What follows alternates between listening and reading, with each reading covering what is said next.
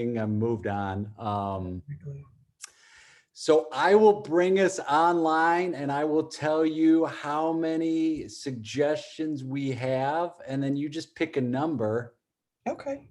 And then we kind of go like I usually don't turn off my camera or anything, but Right.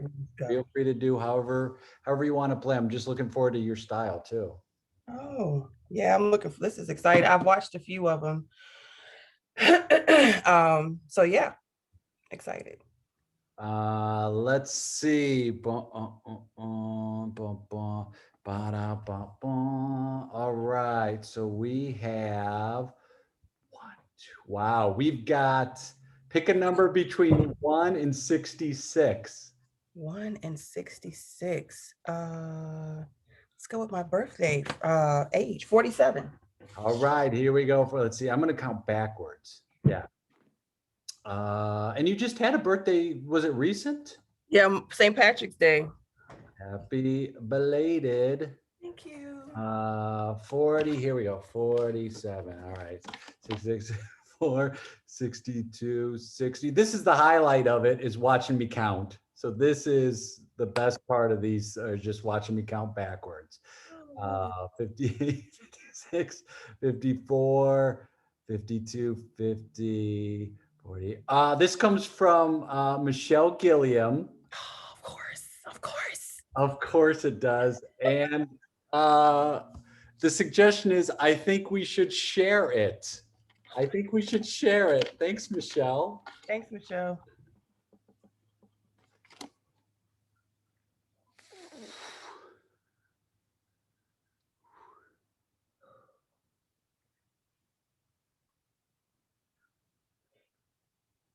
Should we race for it? I mean, that was my first thought. I mean, it seems like that's the most logical thing to do. If you don't want to race for it, we don't have to race for it. Oh, great, because I haven't really been working out all that much. What if we let's see who can scramble the best egg. Let's like have a fun thing. Like a fun thing, right? Let's not a competition. You know what? You're right. Let's not make it a competition. I mean, it's just however it turns out. Right? Right. I mean, I think, John, as the oldest sibling, that I should have it anyway. Okay. Well, Tara, I'm not going to fight you. You've earned it and you should have it. You have it. You have it. You have it. Right. I'm perfectly fine taking this heart. Yep. And you're okay with me taking the heart? You okay? Yeah. I might give you out a vibe like I'm not okay, because I really am okay. But I'm warm. I haven't had any water, so I might it might seem like I don't care, but I'm fine with it for sure. Have it. How about this? I'll close my eyes. And then you take it if you want. If you want it, you take it. All right, I got it. I've got it in this box. They sent it to me. I was gonna split it in half. Give you the left ventricle. I'll take the right. Well, can I ask this before you take it? Can I just ask this? I just want to ask one thing. Do you want to give it, or do you feel like you want to give it because you want to take care of me? And you I'm going to put, you know what? I'm calling the honesty clock. I'm putting 30 seconds on the honesty clock. You can be as honest as you want for 30 seconds. Okay. All right, before you hit it, hold on. Okay. Let me get my thoughts together. Okay. I just want to get my thoughts together. Hold on. I'm not starting the clock. I'm not starting. Don't start the clock yet. Let me just, what do I want to address? Okay.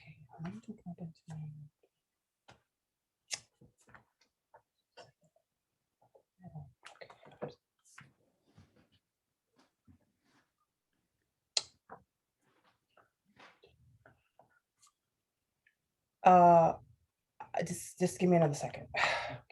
All right, I'm ready. I'm ready. Punch the clock. And 3, 2, 1, go. There was at one time, there was only one piece of gum. Grandma had one piece of gum, and it was my favorite flavor. You know, I love strawberry gum, and I had to share it with you. You remember that?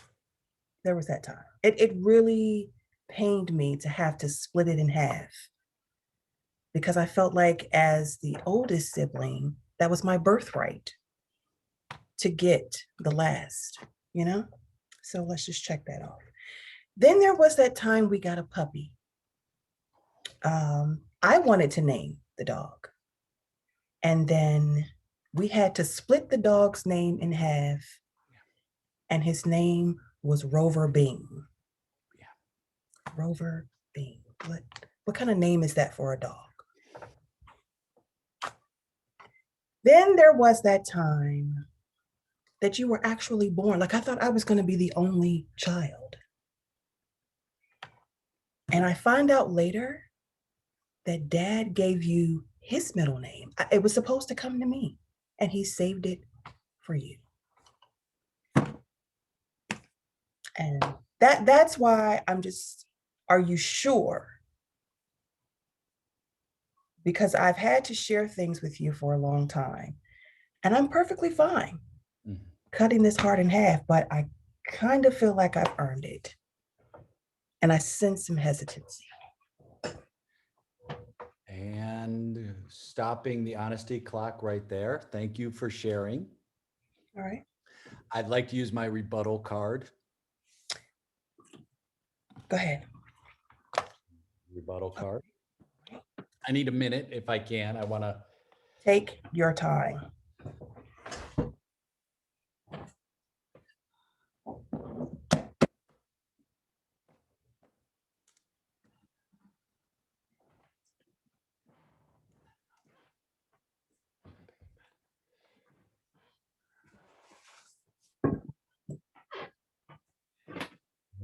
And okay, all right.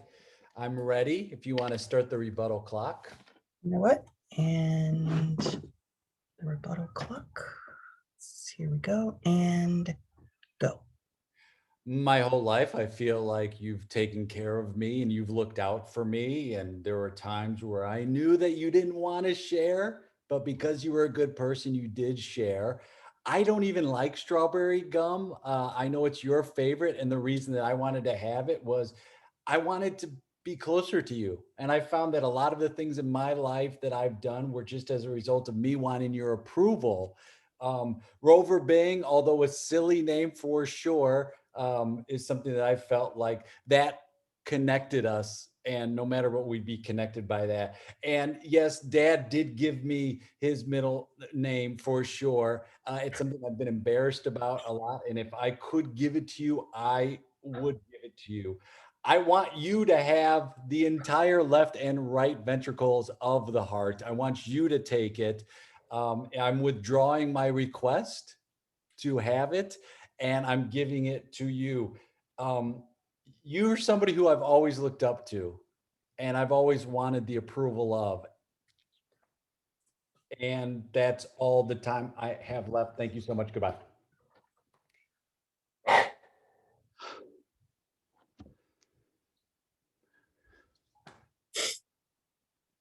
You're the best. You're the best. Gonna make me cry. You're gonna make me cry. Don't move. Please, Tara, don't move. You can't move. I'm not. Really? You're stuck. You're stuck with me. You're stuck. Okay. When you get married, they will have to marry both of us to your partner. We will have to say we do. Okay. Yes. When the babies get here, I'm gonna deliver my niece and nephew. I would want no one else to do that. As a matter of fact, I'm gonna make an appointment Yes. for us to be conjoined, okay?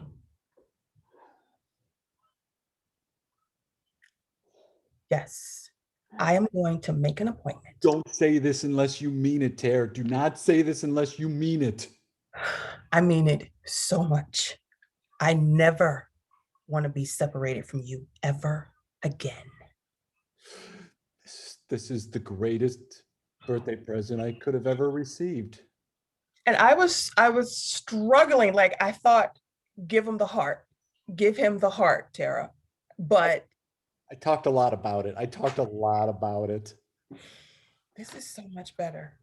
I want the heart, but your heart, not literally your heart, but I want your heart, your approval. That's what I want. And now you're getting that and so much more.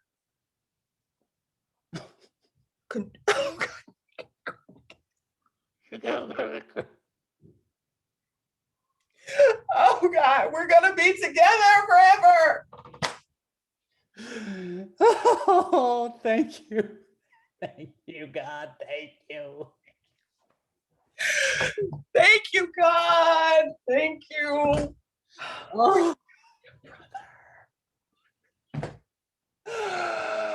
oh, Oh my God. I love you so much, brother. I love you so much. I love you. I love you so much. Oh my God. I'm gonna come closer, brother. Can't get close enough. Get closer. Thank you. Oh God. I'm changing my name. I'm changing my name to yours. We're gonna be the same. It could be a combined name. It will.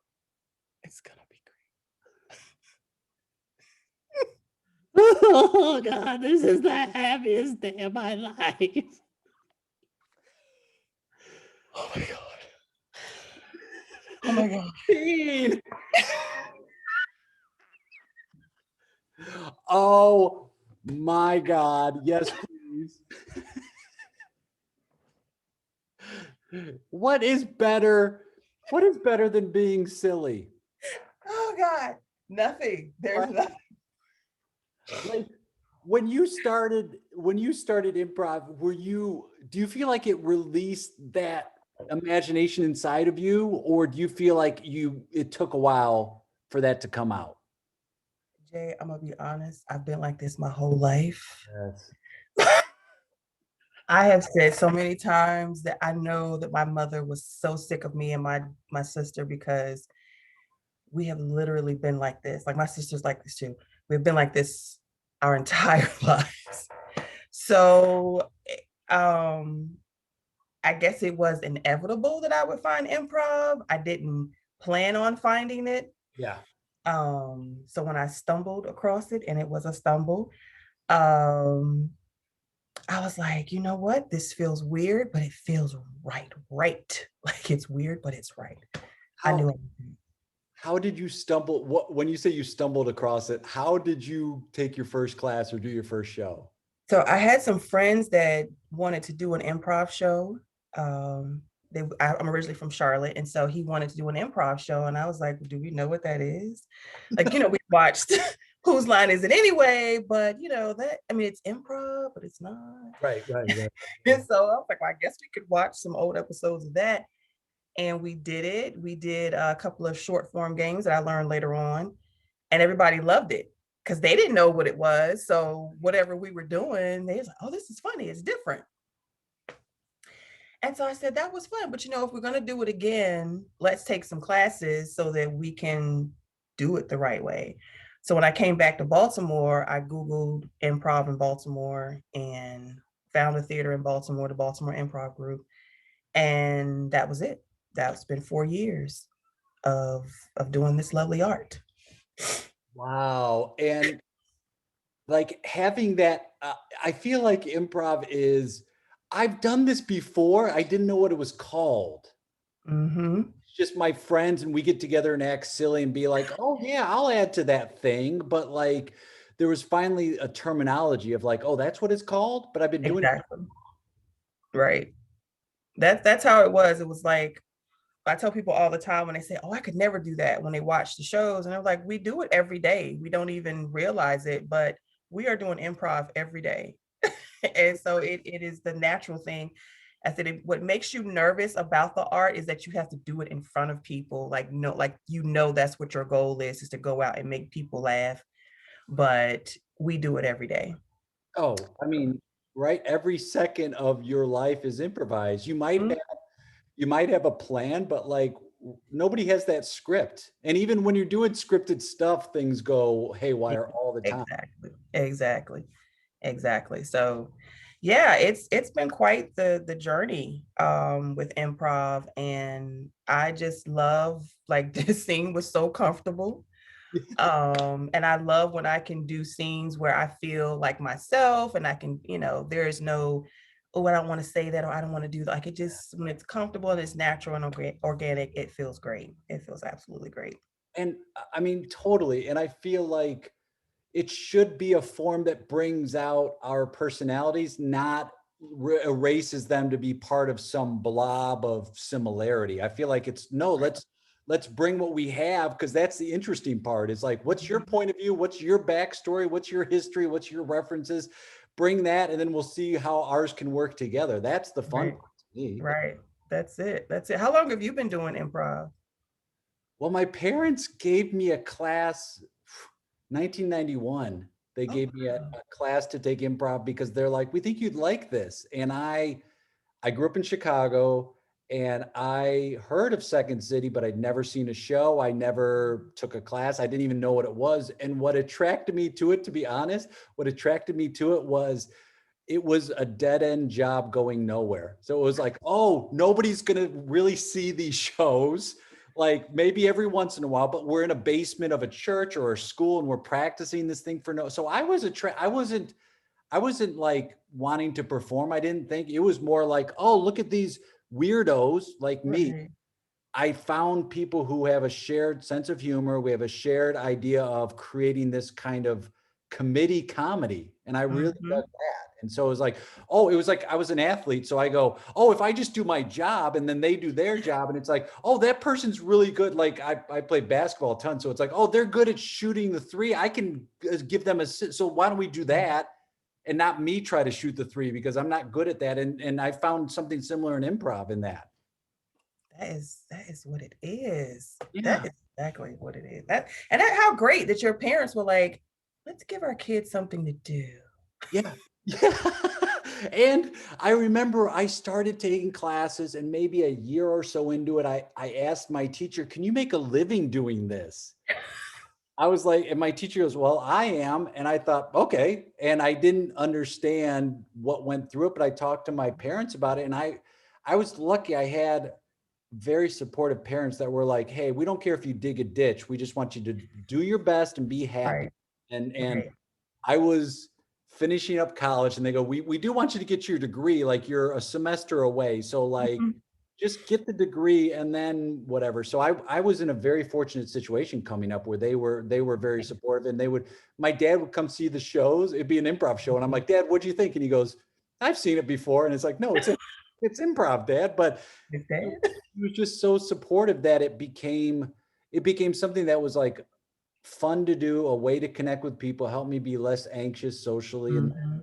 but I still never thought it would be a career. I never thought I teach improv. I was certainly not in any space to do that. And then all of a sudden I just found myself like kind of you stumbled into it and I started teaching. And then I was like, oh, I really enjoy teaching.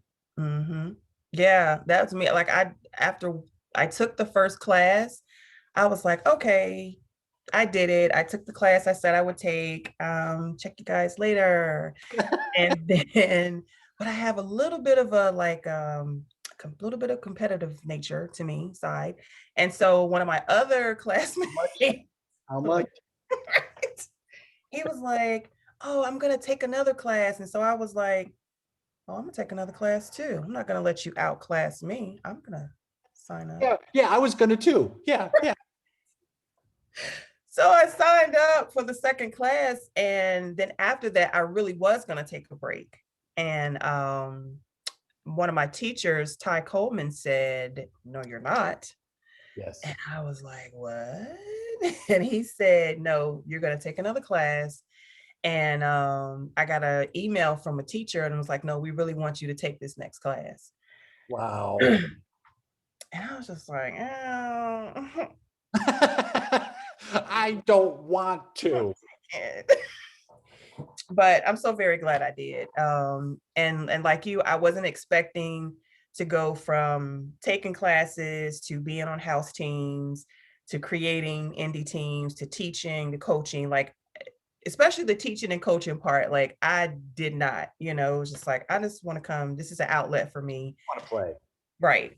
And when it rolled into that, I was like, whoa. Even today, I'm still like, what? You want me to come coach you? Are you serious? Don't tell anyone. Everybody else is going to ask.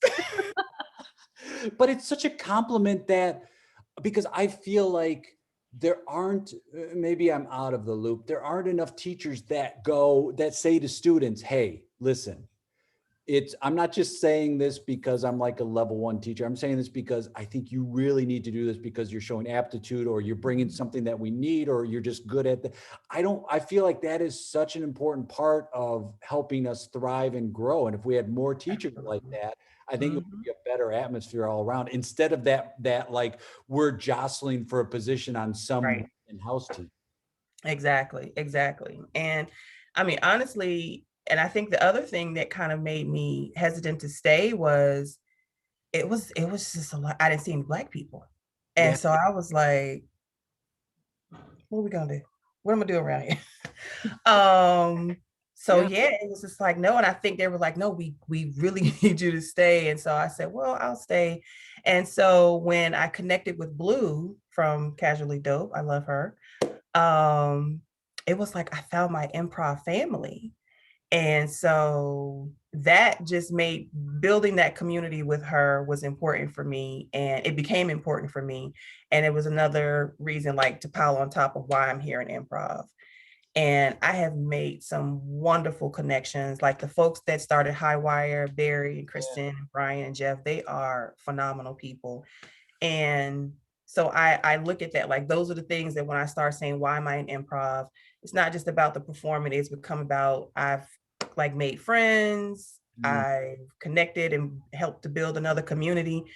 And so when you start to invest in it, you don't want to just walk away. Like, you want to be able to see your investment flourish.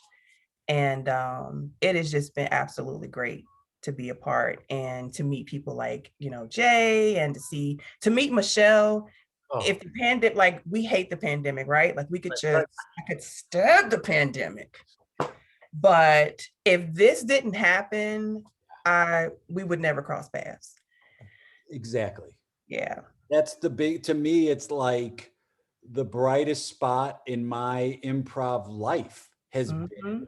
this. And of course, we hate, like you said, we want to stab it in the fucking face. But without that, the worlds would be smaller. The community Right. would have the same issues that they've had. We would not Mhm. connect with people easy. It would be a money thing because you'd have to travel somewhere. You'd have to pay Exactly. for it. And this is a situation that's allowed us to connect in such an Mhm. easy way that, looking back a year ago, it's like, we could have always done this. We could have done this. Could have always done this. Absolutely. And now it's like, well, some of the best people and the most fun I have playing are people I've never seen in person. I've only seen Mhm. virtually. And I'm like, I play with Michelle Gilliam all the time. And it's like, I would never have been able to meet her. I mean, I shouldn't say never, but the chances of meeting and playing and having it be that way is such a smaller percentage if we didn't have to go through that. So the one bright spot of all of this, Right. is that. And then seeing Yeah. like these my friend David Escobedo says it's no longer communities, it's this ecosystem. Exactly. So now it's like, oh, we're doing the hardest thing we have to do now is figure out time zones. That's the Mhm. hardest thing. It's like, and we're in a weird phase now where it's like Europe is still behind us with daylight. Mhm. Like that's the math part has been harder. But besides Right. that, the ability to reach out to people and say, hey, we kind of know each other. Do you want Right. to improvise? And then for you to go, yeah, and then we get up here and it's like, oh, what how fun is that? It just brings such joy. It's a Yeah. very selfish thing why I'm doing this. It's very selfish. It's just Right. bringing me joy to meet people and play with them. It's so fun. Right. Yeah, that's what it is. And I'll tell you, when it's over, you know what I'm ready to see when this is all over? I'm ready to see everybody's legs. Like, weights up. I just wanna, I'm gonna grab everybody's legs and I'm gonna hug them so tight. Oh, Isn't that so true? It's like, what do we look like from the waist down? so ready to see. I'm so ready to see everybody. I've seen so many bedrooms and living rooms. We all live together. Let's just say we all live together. If people, when they want to reach out to you, when they want to like, follow shows you're doing or bring you on board as a coach or teacher or anything like that, what's the best way they can do it? They can contact me. My email is tnc317@live.com. You can also follow me on Instagram. I am March Diva 317. It's my birthday. Like I'm gonna forget it one day. On Twitter, I'm March Baby 317. I am always gonna have that 317 in there. You could also follow my indie troupe, Cakewalk Comedy, on Instagram. And I think that's it. Yeah. Oh, well, whether it's in person, virtual, I don't care. I cannot wait to play with you again. Thank you for taking time out of your day. This was a blast. I really appreciate it. Yeah. Thank you, Jay. I appreciate this. All right, we'll talk soon. All right. Be safe. Yeah.